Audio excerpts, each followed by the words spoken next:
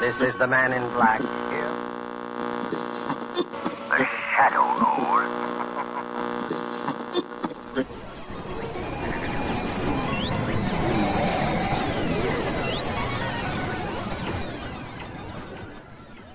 He's alive! Alive!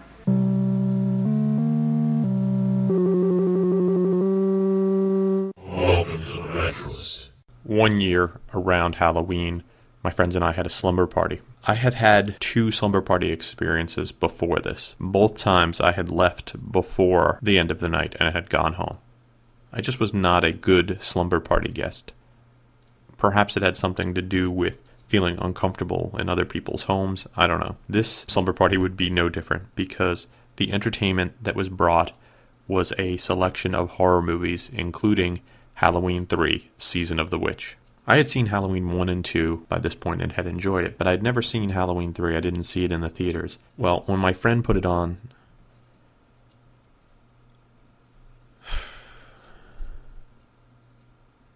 I'm starting to think this is not going to work out. I think at this point I'm getting tired of Halloween. What seems to be the problem? Not now, robot voice. Have you lost your Halloween spirit? Yeah, I'm just not into it this year. This is the 3rd time I've tried to do this Halloween 3 show, and I don't know, I think it's just too much on the site. I just can't get into the spirit for the show. Maybe you should skip this episode and instead concentrate on getting reacquainted with Halloween. Oh yeah, how can I do that? By listening to those who have not lost the spirit. I have gotten in touch with other site contributors and asked them to share their Halloween experience. Again? I kind of thought that this year we would skip the special idea. You cannot skip it. You need it now more than ever. On today's show, you will learn all about why Halloween is wonderful by listening to stories from other humans' Halloween. We have many stories to get to, so without further ado, let us start the show. Hey, that's my line.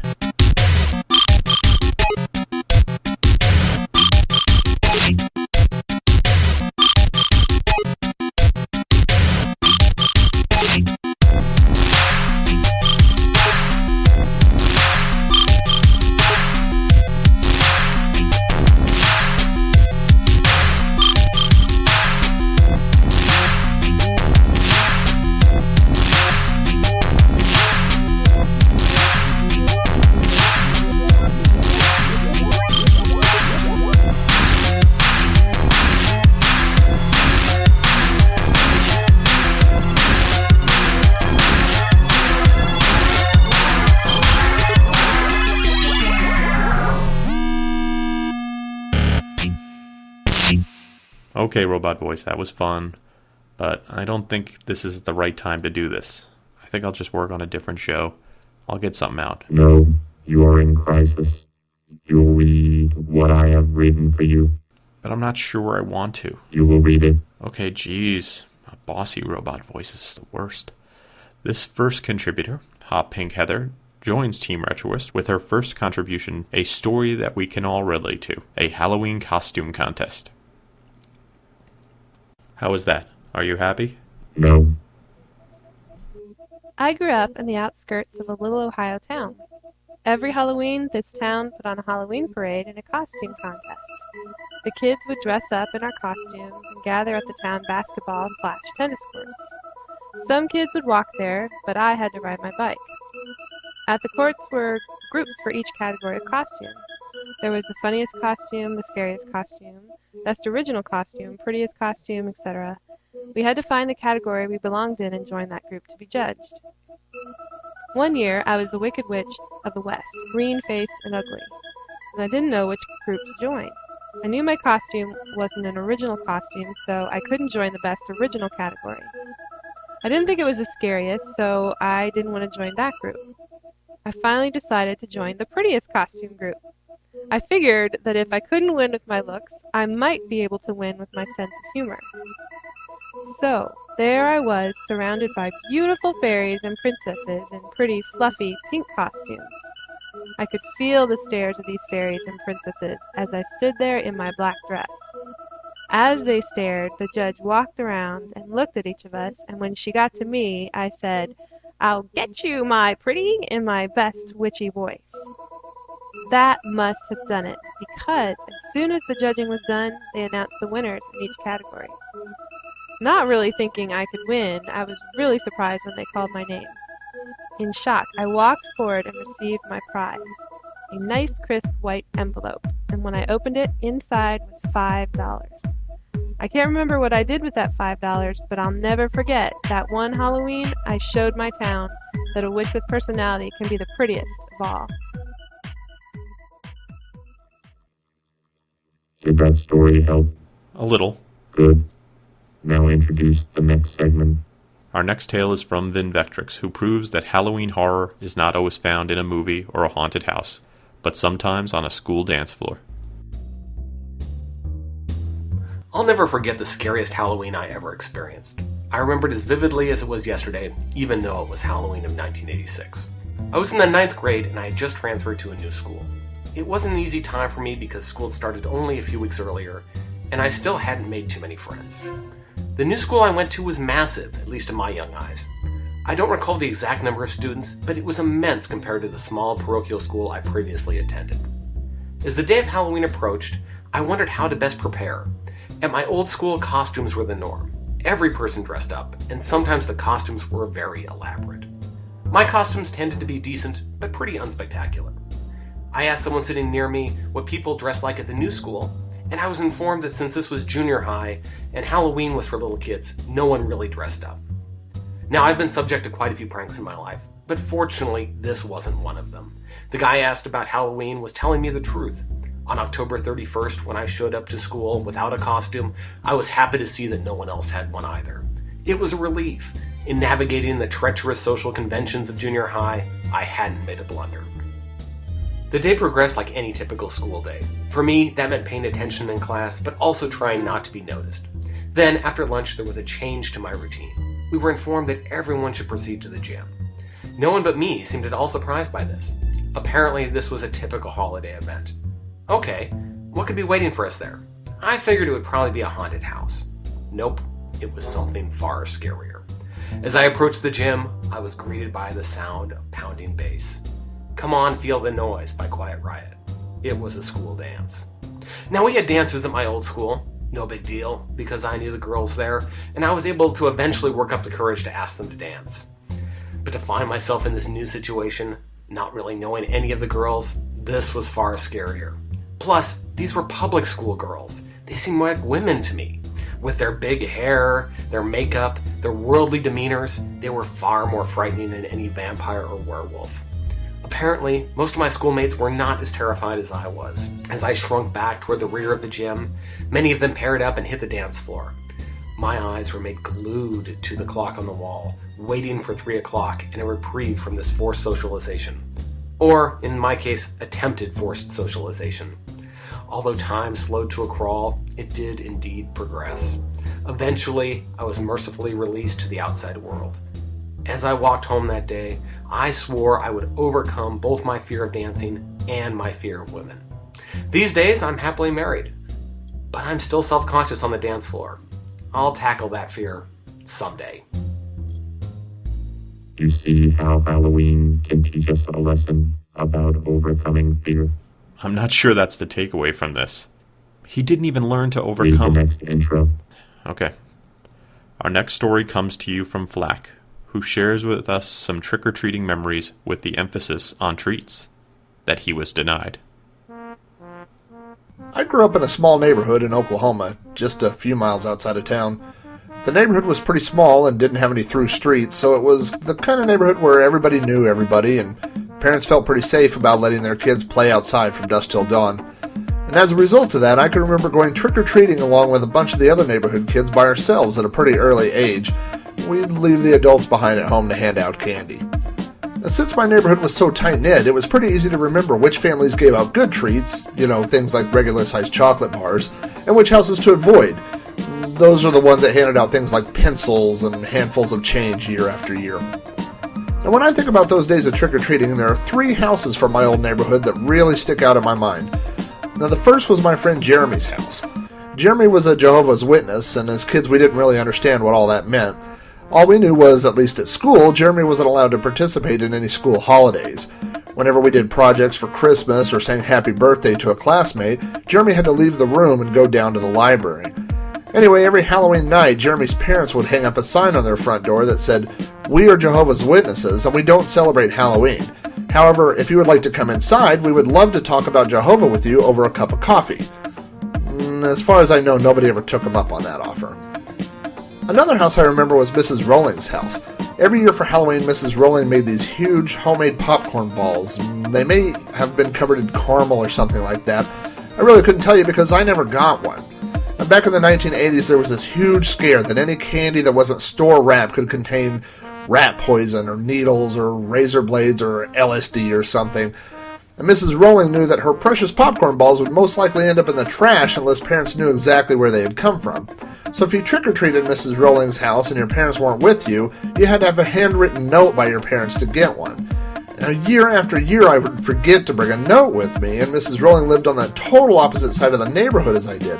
So walking all the way back home to get a note for a single popcorn ball simply wasn't worth the effort. I remember trying excuse after excuse and literally begging to try and get Mrs. Rowling to give me one of those delicious caramelized popcorn balls, but alas, I never got one. Now, one house I'll never forget trick-or-treating was right around the corner from my own.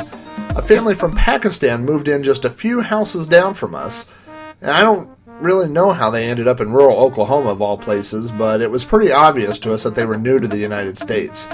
And the family moved in at the end of summer, just a couple of months before Halloween. And since their house was so close to ours, they were one of the first houses we stopped at for trick-or-treating. When we knocked on the door, it was instantly obvious that they had no concept of Halloween or trick-or-treating and that they did not have any candy to hand out. So instead they invited us into their home and started giving us gifts. I remember one of my friends got a picture that the husband just plucked off the wall. Another kid got a package of socks that were still sealed in the package. Now the rest of us were sitting around the living room waiting for the cookies that the woman had begun to bake to finish when one of our parents knocked on the door. I guess one of the other neighborhood kids had seen us go inside the house and ran to go tell an adult what had happened. And if I remember right, we all had to leave the house before the cookies were done. So those are a couple of the houses that I remember trick-or-treating back in the day. I hope you have a safe and happy holiday, and I hope you don't end up trick-or-treating any houses like those. Do you see? Humans like treats, and Halloween is for treats. Therefore, you should like Halloween. I really never said I didn't like Halloween. The problem was just with that particular show I was doing. Story. I wasn't even trying to Next think. story. I wasn't even gonna. Next story. Wait, I just want to explain to you that this is unnecessary. Next story. Okay, geez. Our next story is from Atari Adventure Square, who shares a story about how the mysteries of the cosmos can overcome Halloween scares. When I was 8, I had a scary scene from a TV show stuck in my head. It was from an episode of Mannix. It was a scene of a crowd of undead slowly shambling in the middle of the street, coming closer and closer. In the show, it was a hallucination from a character, and it was clear Mannix would solve the dilemma, and there would be jazzy end credits, and all would be right in TV land. But I missed the end of the show, because we had to leave in the middle of it, and it remained an unfinished story of ghouls roaming the street. On the one hand, I had fun scaring myself for a while, imagining supernatural menace after nightfall. On the other hand, once October had arrived and ghostly menace filled the air, I'd had one nightmare too many and was ready to let it go. So one night, me and my dad were at some friend's house, with me and their 2 kids at the kitchen table, doodling with Prismacolor pencils. I was facing the large kitchen window, staring out at the darkness outside. My crowd of undead could be anywhere. Behind a barn, coming up the dusty country road, or just beyond the shadows of the long streetlight. With Halloween in the air, my dad's friends were talking about ghosts and how the mother or someone she knew had experienced a sighting. I was getting chills, wondering if we'd make it to the car in time once the ghouls reached the house. The kid's dad, seeing me look out the window, mentions how children are more attuned to the spirits that roam the earth, because their minds are open and they can see ghosts where adults cannot. He asks me if I see anything. Well, now I am spooked. It's the end, I know it. But then my dad changes the subject to other kinds of paranormal sightings and says there are beings looking out for us. So we shouldn't be scared about things we don't understand here on Earth. They talk about this for a few minutes, and now we kids have stopped everything and are listening intently. Then we all head out to the balcony. One of the folks goes to get binoculars inside, and all of us are on that porch. So now my dad says, I'll bet we could look up right now and spot a flying saucer. We look up at the starry sky and for a few minutes, and lo and behold, one of us sees something unusual. We take turns with the binoculars, and after a while, the object fades away and we go back inside. So we take those Prismacolor pencils and we each draw our sighting. One drew a submarine, another a pirate ship. I drew a cigar-shaped object. All our descriptions had the same variations of colored port lights, but our imagination had filled in the details of what a flying craft should be like. As we headed home that evening, I happily realized I wasn't worrying about ghosts anymore. My mind was full of wonderment about the skies instead of fear about the shadows here on Earth. So the reality of what we saw that night might be open for debate, but its positive effect was undeniable. Never found out how that Mannix episode ended, but I can imagine. Now are you getting into the spirit of things? Well, yes, but I was trying to say earlier this doesn't need to be a Christmas Carol situation. I think I can handle things. You will learn the spirit of Halloween. I have the spirit. I just don't think we need to have all Next this. story. Okay, but if you just let me explain what I'm trying to do. Next story. I'm trying to... Next story. Okay. All right. Our next story is from Retroist regular Doug, who shares his memories of tricks and treats.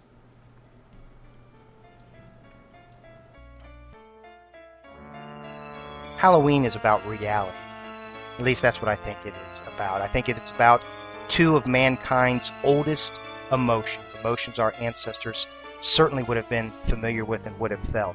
The love of the harvest and the fear of the forest. It's also, though, about candy. Free candy. Trick-or-treating. In Columbus, Ohio, my hometown, the night and hours of trick-or-treating were determined by some unseen but all-powerful neighborhood council. This council usually put trick-or-treating on a school night. I guess they believed there would be less mischief if kids had to get to bed early for school the next day. This meant that we sometimes did trick-or-treating on days other than October 31st, usually on the Thursday before October 31st. The council put trick-or-treating often from 6 to 8 p.m. because it was late enough but not too late. I'd find out when our council had determined our trick-or-treat would be in the free neighborhood paper that came with the regular paper, and then I'd wait. When the long-awaited day finally arrived, I put on my costume. I was usually a werewolf of some sort, so I'd put on my mask, my ripped clothes, and my fake blood. I'd put all that on as soon as I got back from school, which was several hours early. Then I'd stare out the door and out my window, my plastic trick-or-treat bag in my hand, looking for one sure sign that I could begin. Other trick-or-treaters. Soon I'd see them making their rounds. There were just a few at first, looking painfully out of place in the bright sun, the little ones wearing their winter coats over their costumes and ruining the effect. But soon there were more, many more, and the sun started to set so that they didn't look so out of place. With Mom's permission, I'd race out to join them. I'd start to make my own rounds, beginning with the neighbors and working my way up and down the street. Eventually, I'd find some friends, and we'd go door to door as a group. Every once in a while, we'd get into a little trouble. On one occasion, a neighbor had set up a frightening scene in his garage, kind of a mini haunted house. In the center of the scene was a bowl of candy on a pedestal, an unguarded bowl of candy. Nobody was watching this bowl of candy except a statue of Frankenstein, which stood behind it. In front of the bowl was a small sign saying, "Please take just one." My friend Craig read this sign, looked around, and grabbed the bowl. He intended on dumping the whole thing into his bag, taking all the candy. But before he could do so, Frankenstein jumped forward, grabbed his arm, and firmly said, "Just one." He wasn't a statue. He was a man. Maybe even a monster. We ran, screaming first and laughing later. Eventually the sun would set and the trick-or-treating horde would thin. My friends would disappear, but I would press on, intent on trick-or-treating for the full allotment of time and getting the full allotment of candy. I would venture beyond my street and onto other streets that I didn't know as well. The belief was always that there was better bounty in unfamiliar territory. I'm not sure that belief was ever proven, but I always held to it. And then, as the end drew near, I'd realize that I was all alone and far from home, that no one else was out and that house lights and jack-o'-lanterns were turning off. I'd start to wonder what else was out there in the October darkness with me, and I'd begin heading back. Begin briskly heading back. At home, the mask would come off, the fake blood as well. I'd get out of the ripped clothes and into my PJs, sit in front of the TV, which might be showing The Great Pumpkin or maybe Disney's Halloween Treat or even John Carpenter's Halloween, and divide up my plunder, separating the candy I liked and would eat immediately from that I didn't like and would eat last. I'd take some with me to school the next day, where my friends and I would gather to share the previous night's adventures with each other. And when the candy was gone, a few days later, when my plastic trick-or-treat bag was empty, I'd start waiting again. I'd wait through Thanksgiving, through Christmas, through Easter, through the summer, wait until it was Halloween and trick-or-treating night once more.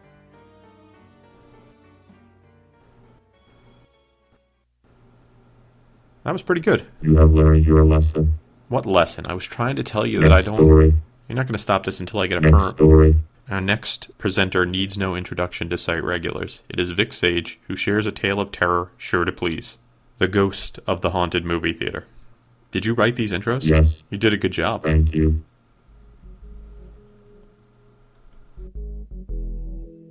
The scariest Halloween that I can remember was back in 1995. It was October 27th. I was working at the Razorback Theater because we had just debuted Copycat with Sigourney Weaver and Holly Hunter. Well, we were decorating the lobby, hanging up plastic skeletons and cardboard witches and those fake spider webs. And as I was hanging up the decorations, I asked my assistant manager if she knew if anything spooky or supernatural had occurred. And she was kind of hesitant. And so I was thinking, okay, well, she knows something, but she wouldn't tell me. So throughout the evening, I kind of just kept prodding at her, just, come on, please tell me. You know something, apparently. And finally she said, okay, I'll tell you. So in between one of the showings, we sat out in the lobby on the many benches that were there.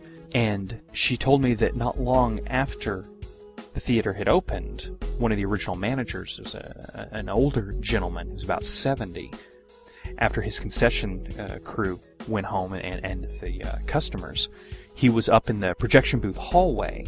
He was cleaning the projectors at the end of the evening. And he sadly had a heart attack and died. And no one had even knew about it, of course, until the next day. Well, my assistant manager, she hadn't been at the theater very long herself. She was cleaning auditorium too. And she said she happened to look up. And through the projection window, she saw this old man looking out. Not at her, but towards the screen. And obviously it really scared her and she ran out and screamed. Her manager, who wasn't too much older, came running down from the office, which was where the projection booths were as well. And she told what she had seen. And she said that he got kind of quiet and he said, well, it sounds like you saw the ghost of the old manager. And he told her the story that she was telling me. Well, that night, after the rest of the concession stand crew had gone home and our guests had left, we were doing our rounds. You check behind the curtains, the partition in front of the projection screen where the house lights are, just to make sure no one is, hiding or no one has propped the emergency exit doors open for mischief to steal something. Well, we also had these giant trash bins that we would roll out when we're cleaning the auditoriums.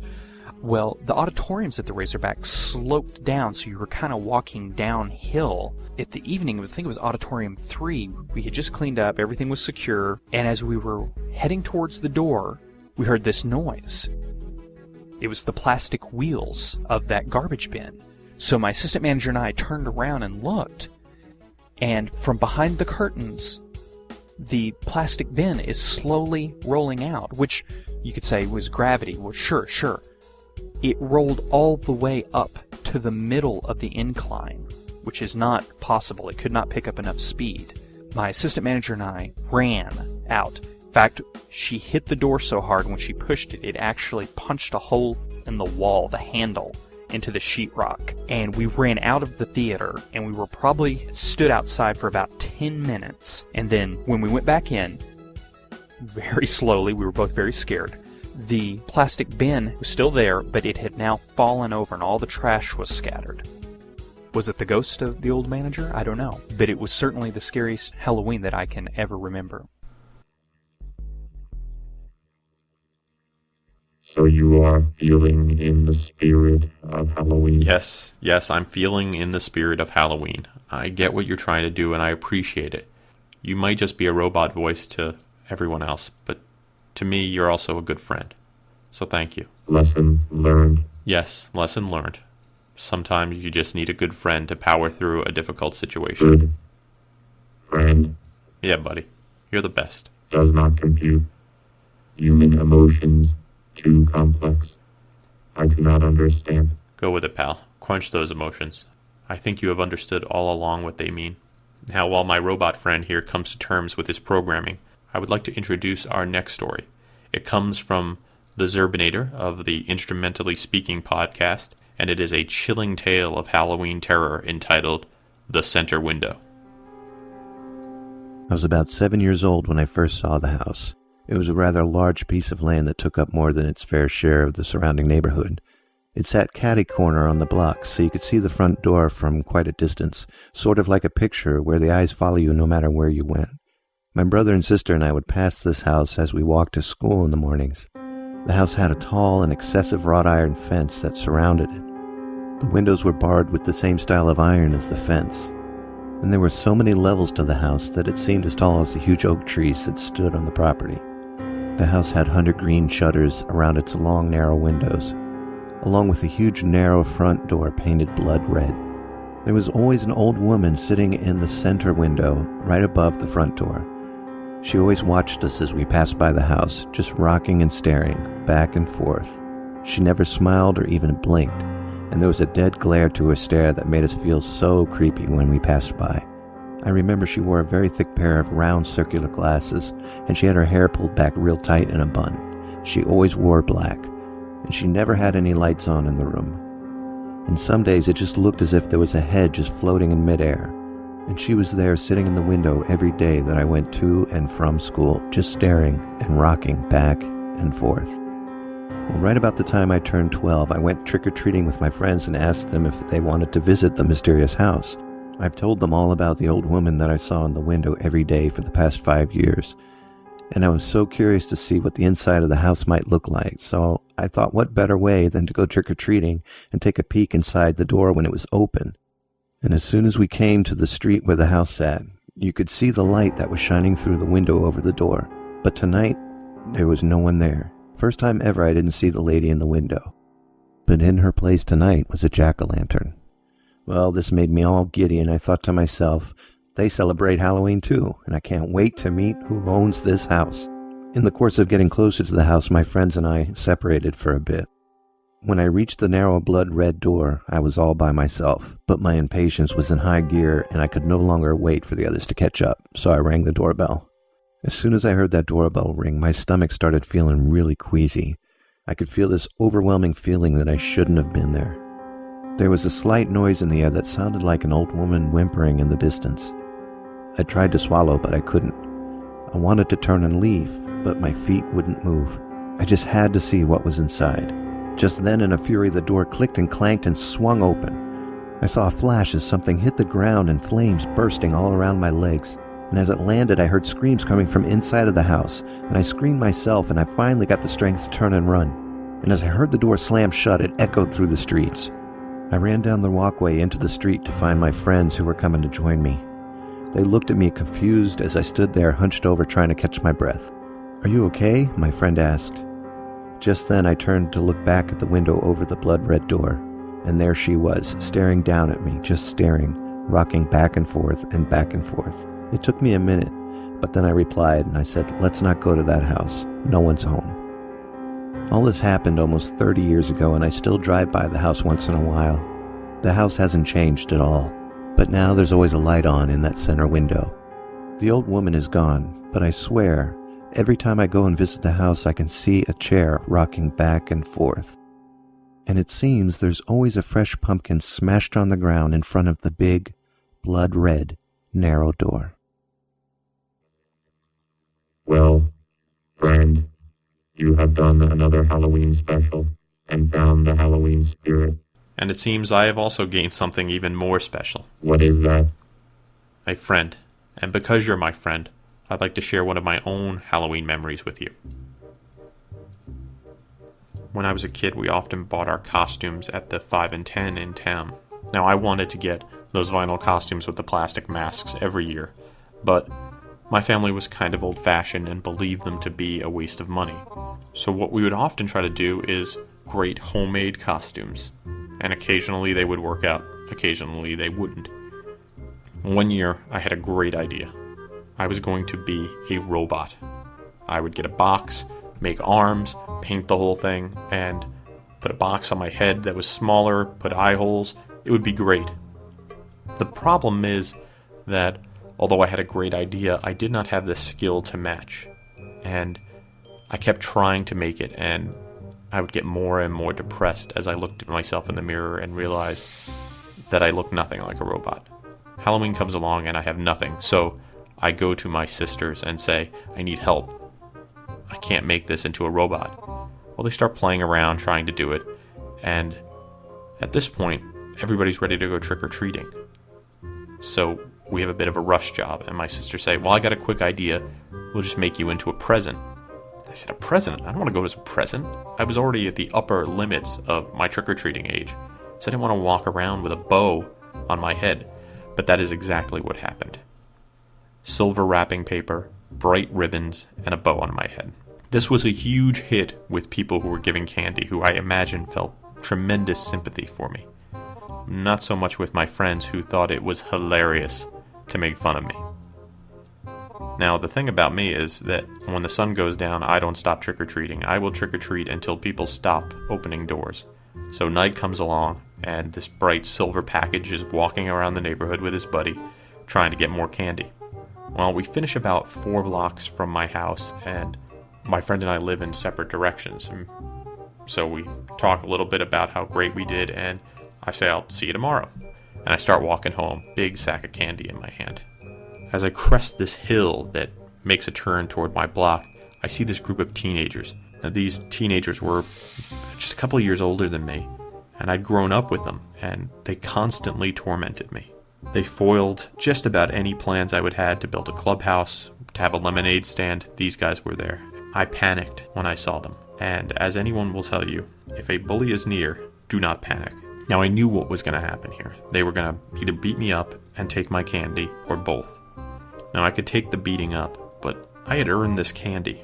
So I tried to think quickly, and I realized I was in a box, so maybe I could pour the candy into the box, and if I sort of pushed it toward the front, that maybe some of it would survive. So I started shoving the candy into the neck hole at the top of the box, trying to get as much of it in as possible. At this point, they spotted me, recognized me, and descended upon me. The first thing they did was take my candy. The second thing they did was knock me down. Now, I can tell why a turtle would have a protective shell. It probably helps when the turtle is being kicked by the bigger turtles. But a cardboard box, not so good. They laid into me and pretty much wrecked that box. They then walked away, eating my candy and laughing. I rolled over and pulled myself out of the box. I was kind of relieved to get out of that thing, and was kind of upset, but then realized that some of my candy had made it. I gathered as much of it as I could into my shirt, sort of cupped it like a hammock of candy, and I left my box on those people's lawn, and I walked home.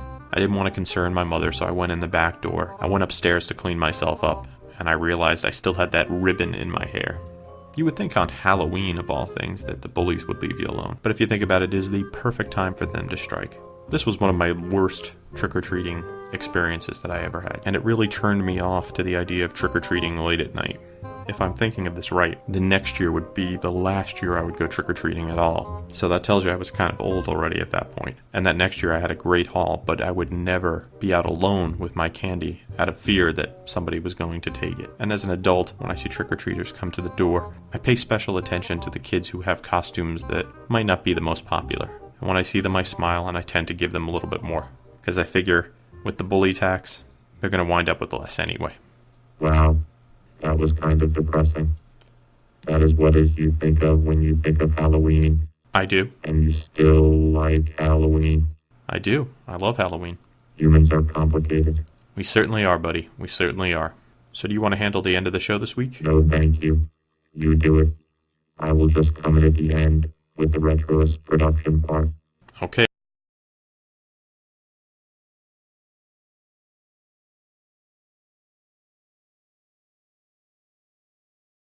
Thanks to everyone who participated in the Retroist Halloween Special number 3. I'd like to thank Doug. You can see a lot of Doug's posts on the Retroist. I'd like to thank Hot Pink Heather for her first contribution to the Retroist, and hopefully not her last. I'd like to thank Benvectrix, whose posts you see on the Retroist every week. I'd like to thank Flack. Flack is almost a daily contributor on the Retroist. He also has a personal website at robohara.com, which looks a lot like RoboHara, H-A-R-A. Whenever I read it, I always see the Robo part first. I'd like to thank Retroist contributor and frequent commenter Atari Adventure Square on his first submission to the Retroist podcast. Thanks to the Zerbinator of the Instrumentally Speaking podcast.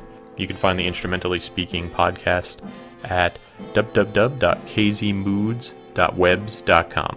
And thanks to Vic Sage, who is a constant presence on the Retroist as both a poster and an editor, and he helps to make the Retroist what it is on a daily basis.